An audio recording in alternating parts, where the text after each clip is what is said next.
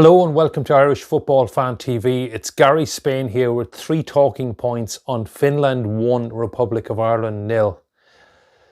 Oh, what a disappointment. So what do you talk about? Well, the first thing you have to talk about is goals.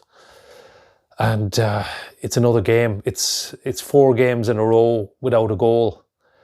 And okay, we came close a couple of times, but we didn't really look like scoring. In the first half, maybe a half chance, Jeff Hendrick had one blocked.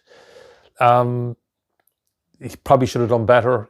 In the second half, and the Stevens did hit the angle of the crossbar and post. I suppose the keeper was flat-footed. If that had gone a couple of inches lower, maybe we wouldn't be talking about it. That would have actually put us ahead, and Finland took the lead just after that. So maybe we would have won.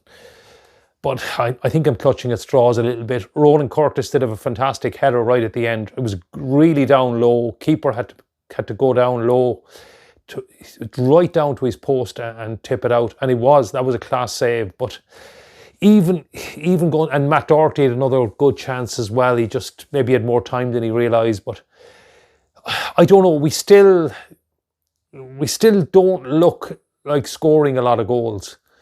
And well, it's a talking point. I'm not saying I have the answers. I don't know. I was more encouraged by our previous 2 performances in this window. We did play reasonably well and we did keep the ball well, but we didn't. It's just the need of a striker. It's probably just need of creating the chances and opening the teams up. But it's also the lack of a striker. I mean, with Seanie Maguire up front today, I don't think he did enough to take his chance. I don't think Shane Long did enough, but maybe it's not as simple as blaming the strikers. I think David McGoldrick will probably start if he's available, but he's not a prolific goal scorer either. He scores a few in the Premier League, but he's more of somebody who creates chances for others. And unfortunately, we haven't ever replaced Robbie Keane.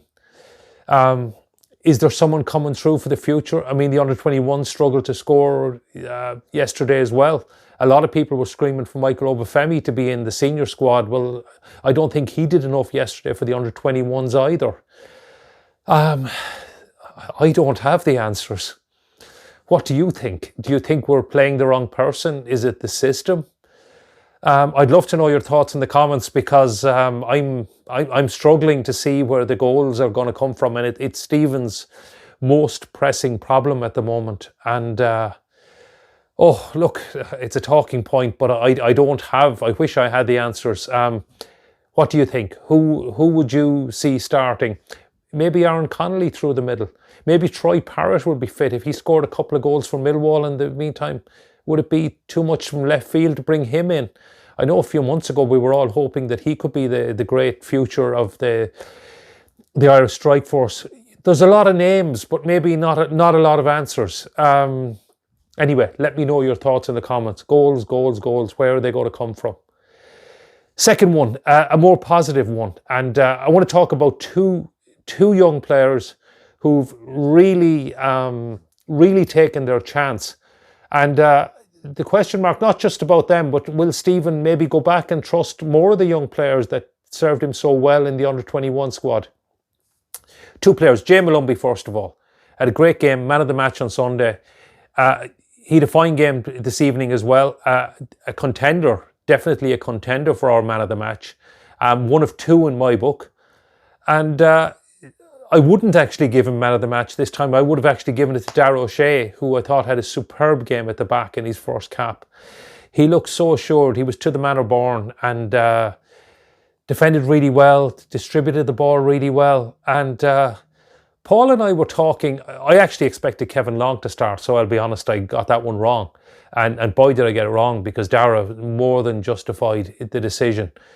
Paul and I were talking beforehand as if Darragh did really well, he could become the automatic choice to be the backup for either Shane Duffy or John Egan.